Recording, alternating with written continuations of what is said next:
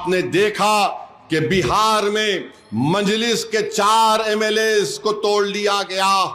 مگر میں سلام کرتا ہوں سیمانچل کی عوام کو،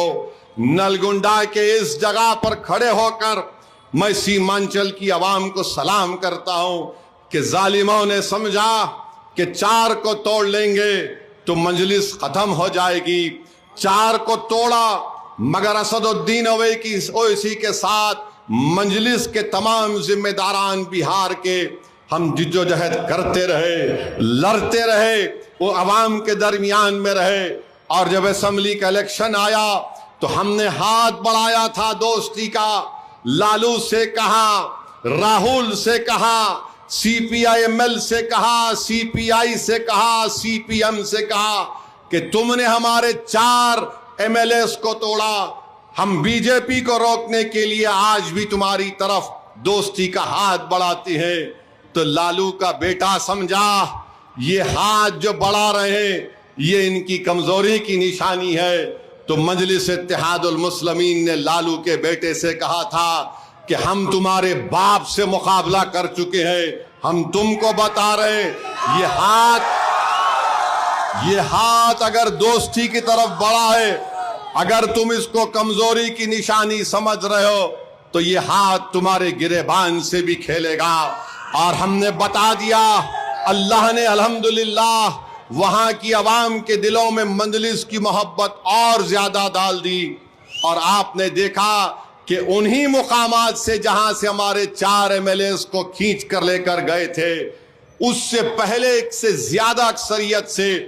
مجلس کے امیدوار کامیاب ہوئے، بہار میں کامیابی ہو گئی۔ تو پھر ان ظالموں نے سمجھا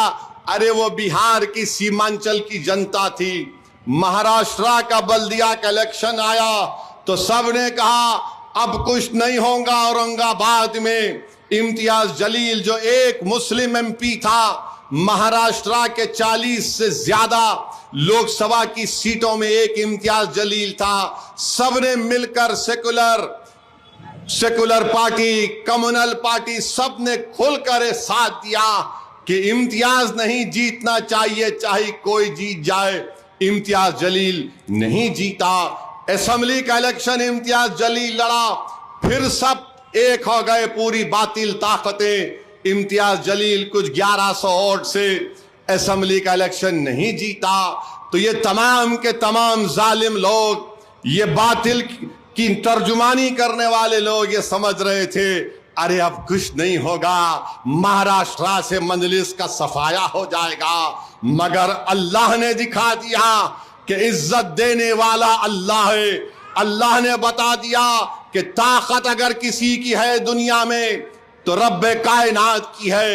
اللہ نے بتا دیا کہ دلوں میں محبت ڈالنا یہ رب کریم کا کام ہے۔ اور میں لاکھوں سلام کرتا ہوں اورنگ آباد کی عوام کو، مہاراشٹرا کی عوام کو، جس اورنگ آباد کی سرزمین پر الیکشن ہوا، میں نے کھڑے ہو کر اورنگ آباد کی عوام سے کہا کہ اب آپ کو جواب دینا ہے، جن ظالموں نے، جن شیاطین نے ہماری پارلیمنٹ کی آواز ہم سے چھین لی، جن ظالموں نے اسمبلی میں امتیاز جلیل کی کامیابی اور ناصر صدیقی کی کامیابی کو روکا، اورنگ آباد کی عوام تم کو اپنے ووٹ سے اس کا جواب اور بدلہ دینا ہے۔ تو تاریخ نے دیکھ لیا کہ 33 اراکین بلدیہ اورنگ آباد کے مجلس سے کامیاب ہو کر آئے۔ لوگ سمجھ رہے تھے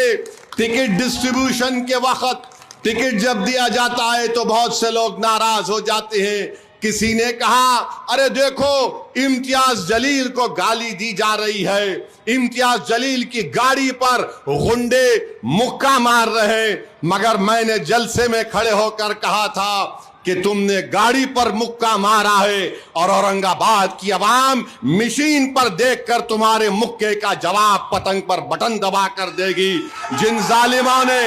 امتیاز جلیل کی گاڑی پر مکہ مارا تھا، حملہ کیا تھا، وہ چاروں خانے چت ہو گئے، جہاں جہاں سے لڑے عوام نے ان کو شکست دے دی۔ مسلمانوں اٹھو، اب اٹھنے کا وقت ہے، دنیا کو معلوم ہوگا کہ ہمارے آنسوؤں کی قیمت کیا ہے۔